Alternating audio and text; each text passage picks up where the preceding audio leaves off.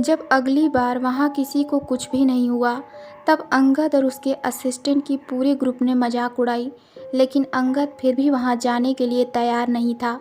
ऐसे ही फिल्म की शूटिंग और सारा काम चल रहा था कि जब सारे मेंबर पैकअप करके घर के लिए लौटने लगे, तब पता चला एक लड़का जो वहीं उनके साथ स्पॉट बॉय का काम करता था वह नहीं है।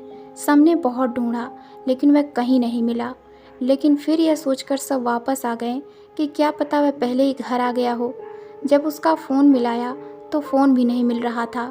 इस चीज़ को लेकर सब परेशान थे, लेकिन उसका कहीं कोई अता पता नहीं था। जब यह बात अंगद को पता चली, तब वह पूरी टीम से बोला, मैं तो पहले ही मना कर रहा था, लेकिन तुम में से किसी ने मेरी बात नहीं मानी। तब फिर भी सब उसके ऊपर हंसते हुए बोले, यार क्या पता वो कहीं चला गया हो, जरूरी थोड़ी ना है कि वह इसी किले से गायब हुआ होगा। लेकिन अंगद को यकीन था कि हो ना हो स्पॉट बॉय वहीं से गायब हुआ होगा। इसलिए अंगद ने उस किले के बारे में छानबीन की सोची, और वह एक बार फिर से वहीं खड़ा था, अग्रसेन की बावली के बाहर। साथ में वही असिस्टेंट भी था जो पहले भी उसके साथ आया था, लेकिन वह दोनों अंदर जाने की हिम्मत नहीं कर पा रहे थे। कुछ देर बाद अंगद के असिस्टेंट ने कहा, क्यों ना हम इसके बारे में यहीं बाहर आस पड़ोस में छानबीन करें, फिर अंदर जाने के बारे में सोचेंगे। अंगद को उसकी बात सही लगी और उसने कहा, तुम सही कह रहे हो, हम पहले यहीं बाहर आस पड़ोस में पूछते हैं। उन दोनों ने बाहर एक दो आदमियों से पूछा, लेकिन कोई भी अब तक उन्हें ढंग की जानकारी नहीं दे पाया था। इन बातों से वह दोनों निराश होकर वापस जा ही रहे थे कि एक बूढ़ी अम्मा ने उन्हें देखकर वापस बुलाया। अम्मा ने उधर उधर देखा और फिर धीमे से कहा, जो कुछ भी तुम ढूंढ रहे हो वह तुम्हें उसी किले के अंदर जो कुआं है उसके आसपास या फिर उसके अंदर मिलेगा। लेकिन उस कुएं के अंदर अकेले या फिर रात में जाने की गलती मत करना, वरना तुम्हारा अंजाम भी वही होगा जैसा उसका हुआ था जिसे तुम लोग ढूंढ रहे हो। कुआं? कौन सा कुआं? और उस कुएं का राज क्या है? और आप किस अंजाम की बात कर रही हैं? और आपको उस कुएं के बारे में इतना सब कुछ कैसे पता? अंगद और उसका असिस्टेंट तो अम्मा की बातें सुनकर बहुत ज़्यादा खौफजदा हो गए, लेकिन साथ ही साथ उनके दिमाग में ढेर सारे सवाल उमड़ रहे थे, और इन्हीं सवालों का बौछार उन्होंने अम्मा पर भी कर दी। अरे लल्ला, तनिक रुको तो, तुम तो एक ही सांस में बोले जा रहे हो।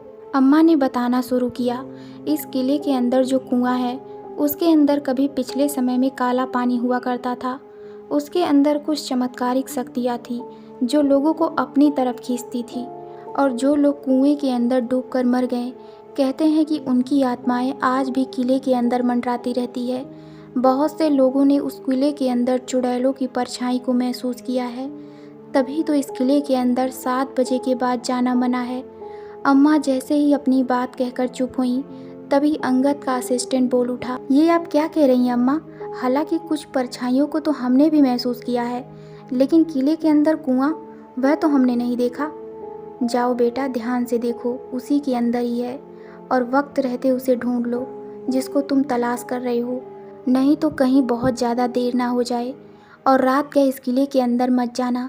अम्मा की बात सुनकर वो दोनों अम्मा को शुक्रिया कहकर किले की तरफ बढ़ गए। जैसे ही वो थोड़ा आगे बढ़े, वह अम्मा कहीं हवा में गायब हो गईं। अगर वह पीछे मुड़कर एक बार देख लेते तो घबरा ही जाते। वह आगे बढ़ते जा रहे थे। तब अंगद का असिस्टेंट बोला, चलिए सर, जल्दी चलकर देखते हैं, क्या हमें और टीम के मेंबरों को भी बता देना चाहिए? उसकी बात पर अंगद बोला, उन लोगों को तो पहले ही हमारी बातों पर विश्वास नहीं है, और उन्होंने यह सब बातें सुनी तो और भी ज़्यादा मजाक उड़ाएंगे। उनको छोड़ो, हम दोनों ही जाकर देखते हैं। जितना हमसे हो सकेगा हम उतना करेंगे। वह बेचारा गरीब स्पॉट बॉय किसी का बेटा है, उसकी माँ उसे ढूंढती फिर रही है, इतना तो हम उसके लिए कर ही सकते हैं। तब वह किले के अंदर गए और घूमने लगे। आखिरकार उन्हें वह कुआं मिल ही गया, लेकिन वह कुआं तो बिल्कुल खाली पड़ा था। लेकिन उसके पास जाते हुए उन दोनों को बहुत ज़्यादा डर लग रहा था, घबराहट महसूस हो रही थी। अब सूरज भी धीरे धीरे करके ढल रहा था। कुछ ही वक्त बाद अंधेरा होने वाला था। तब अंगद ने कहा, चलो जल्दी करो, अंधेरा होने वाला है, कहीं हम भी यहाँ न फंस जाए। तब उसका असिस्टेंट बड़ी हिम्मत करके उस कुएं के पास गया। आसपास देखा, लेकिन वहाँ उन्हें कुछ नहीं नजर आया। तब उन्होंने कुएं के अंदर झांकने का फैसला किया, और जैसे ही अंदर देखा तो घुप अंधेरे के सिवा कुछ नजर नहीं आया। क्योंकि वह बहुत ज़्यादा गहरा था। तो दोस्तों, मिलते हैं इस कहानी के अगले भाग में। धन्यवाद।